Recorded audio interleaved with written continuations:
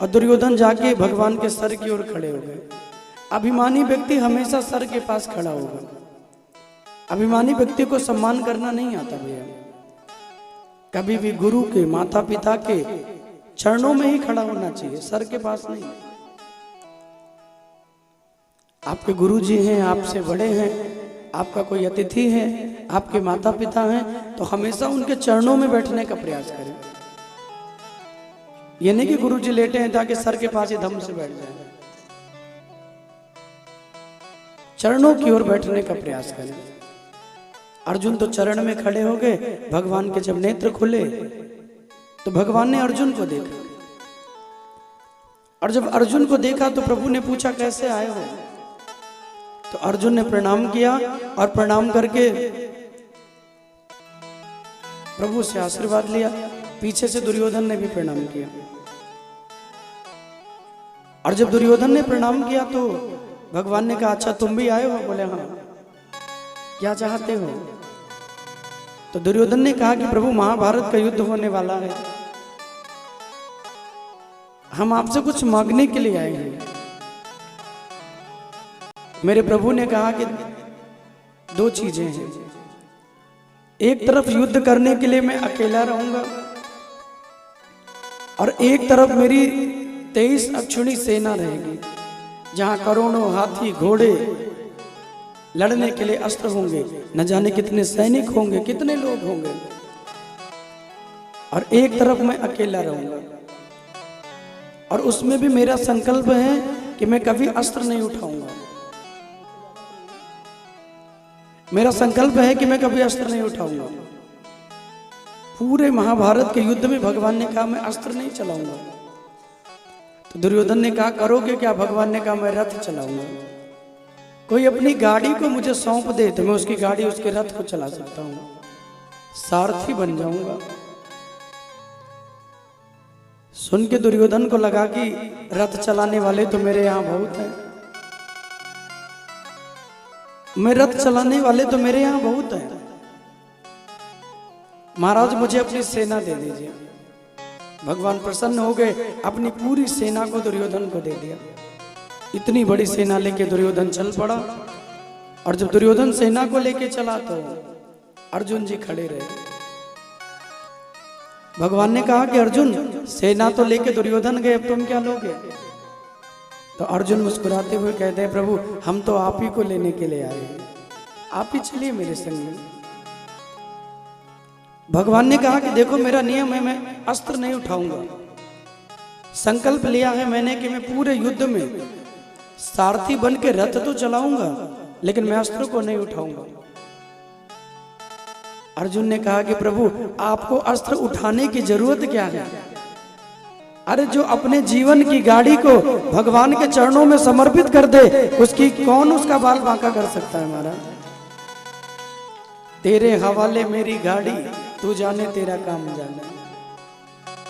हमने अपने जीवन की डोर आपके हाथों में समर्पित कर दी है, अब चलाना ना चलाना ये जिम्मेदारी आपकी है माय डियर। हमने अपना जीवन आपको समर्पित कर दिया, चलाना ना चलाना ये जिम्मेदारी आपकी है। प्रभु प्रसन्न हुए हैं, अर्जुन के संग में भगवान चले और दुर्योधन सेना को लेके चल दिया। देखो भैया विजय वहीं मिलती है जहां सत्य हो, जहां धर्म हो, क्योंकि बिना सत्य और बिना धर्म के भगवान नहीं मिलते। जहां सत्य होगा, जहां धर्म होगा, वहां भगवान अपने आप खड़े रहेंगे। गीता में प्रभु कहते हैं अर्जुन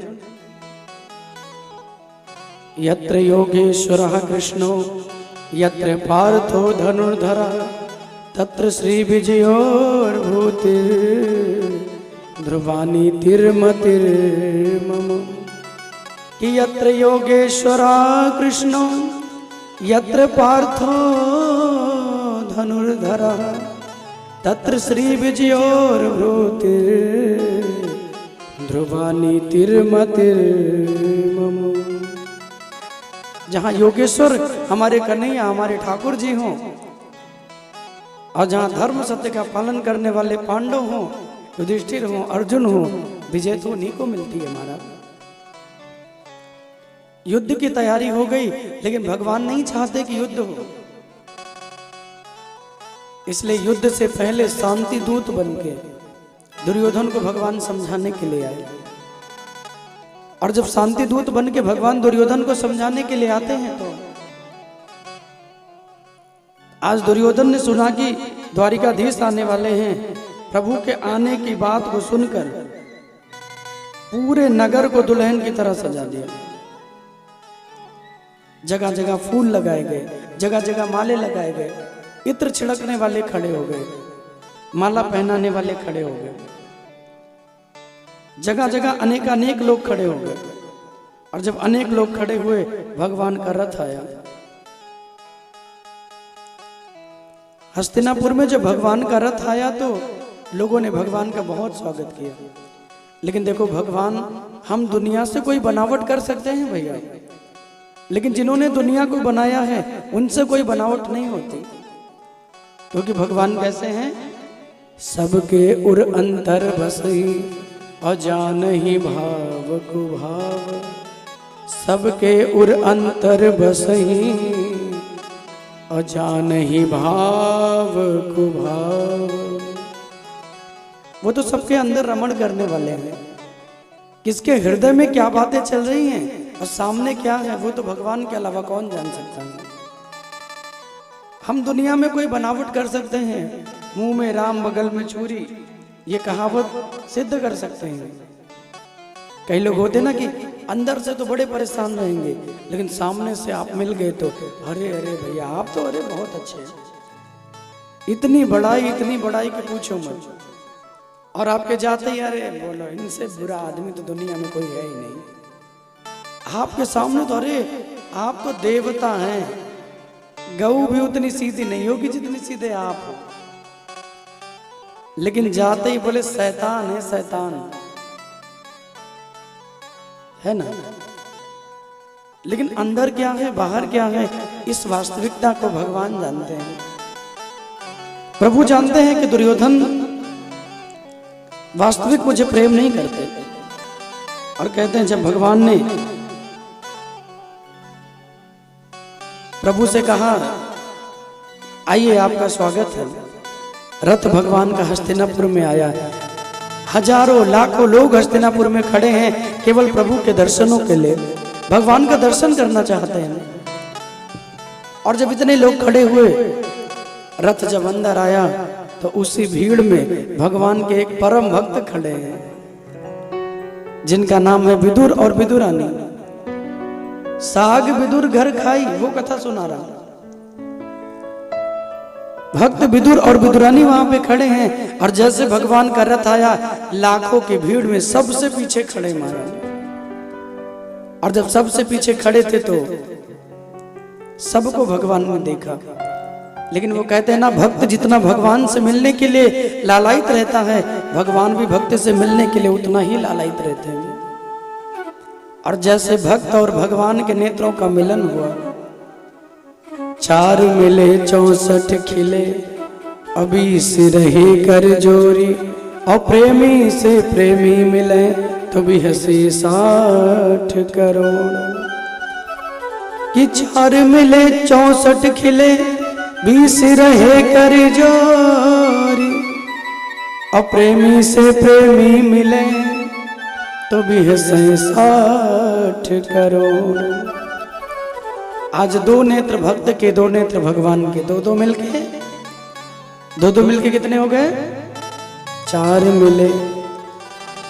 जब भक्त और भगवान के नेत्रों का मिलन हुआ तो देखो, मिलना भी 2 प्रकार का होता है। एक शरीर का मिलना होता है, किसी को भेंट लिया, किसी को आलिंगन कर लिया, एक मिलना होगा। एक मिलना नेत्रों से भी होता है महाराज। सामने कोई आया तो नेत्रों से नेत्रों में बातें हो गई, इशारों में बातें हो गई, किसी को पता नहीं चला, ये भी एक मिलना है। आज भगवान ने विदुर को देखा, विदुर के नेत्रों में भक्ति के आंसू भरे हैं, नेत्रों से झरझर अश्रु गिर रहा है, क्योंकि भरोसा नहीं हो रहा मेरे गोविंद का दर्शन मुझे हो रहा है। और महाराज रोते हुए भगवान को देखा, मुस्कुराने लगे। जब ये मुस्कुराए तो भगवान भी मुस्कुराए। 64 खिले, 32 दांत इनके और 32 भगवान के मिलके हो गए 64 खिले। अभी से रहे कर जोर। इन्होंने प्रभु से दोनों हाथ जोड़ के प्रणाम किया। भगवान ने भी दोनों हाथों को जोड़ के इनका अभिवादन किया। 10 उंगलियां इनकी, 10 प्रभु के, 10 मिलके 20 रहे कर जोर। और प्रेमी से प्रेमी मिले तो भी हंसे 60 करोड़। इन नेत्रों से भक्त और भगवान का जब मिलन हुआ तो एक एक रोम से भगवान के आनंद निकल पड़ा। विदुर जी रोने लगे, ये भक्ति के आंसू हैं। एक एक रोम से अश्रु निकल रहा है, और जब अश्रु निकलने लगा तो बड़े गदगद हो गए। इशारों में भगवान से कहा कि प्रभु कभी इस गरीब की कुटिया में भी आओ और मेरे भी भोजन का भोग लगाओ।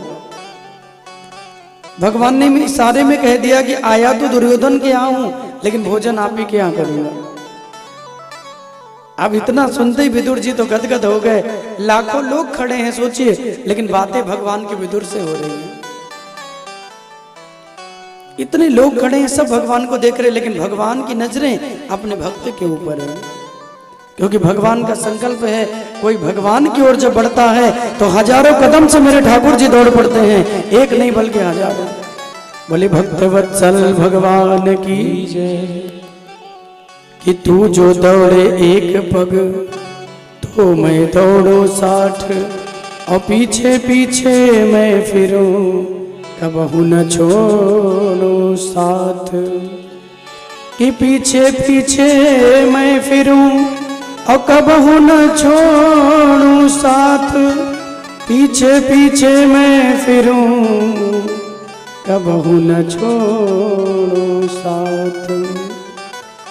जितने भी भक्त हुए हैं आप उनके इतिहास को उठा के देख लीजिए, सबके पीछे पीछे भगवान दौड़े हैं। चाहे प्रहलाद जी हो, चाहे ध्रुव जी हो, चाहे मीरा हो, चाहे नामदेव हो, जितने भक्त हैं भगवान ने सबको दर्शन दिया। सूत जी महाराज कहते हैं महात्माओं, ये प्रभु की महिमा है। जो भी भगवान के शरण में आए उसके लिए प्रभु हजारों कदम दौड़ पड़ते हैं। विदुर जी को भगवान ने कहा आपके घर भोजन का भोग लगाएंगे, इतना सुनते ही गदगद हो गए। विदुरानी से कहने लगे अरे सुलभा देख कन्हैया सामने खड़े हैं, तू भी जी भर के दर्शन कर ले। लेकिन जब तक विदुरानी जी देखती प्रभु को तब तक भगवान आगे बढ़ गए। और जब भगवान आगे बढ़े तो दुर्योधन दुशासन के महलों में भगवान को लेके गया। और जब दुशासन के महलों में वो लेकर जाता है तो इतने इतने व्यंजनों का वहां पे व्यवस्था की गई है। प्रभु से कहते हैं प्रभु 56 व्यंजन आपके लिए बने हैं, भोग लगाइए। इतने इतने व्यंजनों को सामने देखा भगवान ने, लेकिन देखिए भगवान का नियम है, भगवान कभी व्यंजन के भूखे नहीं है। भगवान को व्यंजन प्रिय नहीं है भैया। किसी भक्त का भाव हो, किसी भक्त का प्रेम हो, भगवान उसके भाव से रीझ जाते हैं। क्योंकि भगवान व्यंजनों के भूखे नहीं है, भगवान तो प्रेम के भूखे हैं। प्रभु को व्यंजनों की आवश्यकता नहीं है भैया। भाव का भूखा हूं मैं और भाव ही मेरा सार है। कोई भाव से भज ले मुझे तो भव से बेड़ा पार है। भगवान तो भाव के भूखे हैं। किसी का जितना भाव बने, जितना प्रेम बने, उसके उतने नजदीक मेरे प्रभु चले जाते हैं। भगवान तो भाव के भूखे हैं। कभी भी कोई वस्तु भगवान को अर्पण करें, कोई वस्तु का भगवान को भोग लगे तो याद रखना कभी अभिमान ना हो। क्योंकि अभिमान में कोई 56 व्यंजन भी भगवान को चढ़ाता है, भगवान उसे पाते नहीं है। लेकिन कोई प्रेम से सूखी रोटी का भोग लगा दे तो 56 भोग समझ के खाते हैं। क्योंकि भगवान हमारे व्यंजन के नहीं, भगवान तो भाव के भूखे हैं। व्यंजनों के प्रभु भूखे नहीं है, वो तो भाव के भूखे हैं। दुशासन के महलों में जब भगवान ने 56 व्यंजन को देखा तो 56 व्यंजनों को देख करके भगवान कहते हैं कि देखो, मैं तुम्हारे यहां भोजन तो कर लूंगा, लेकिन ना तो तुम्हारे मन में भोजन कराने के लिए कोई प्रेम है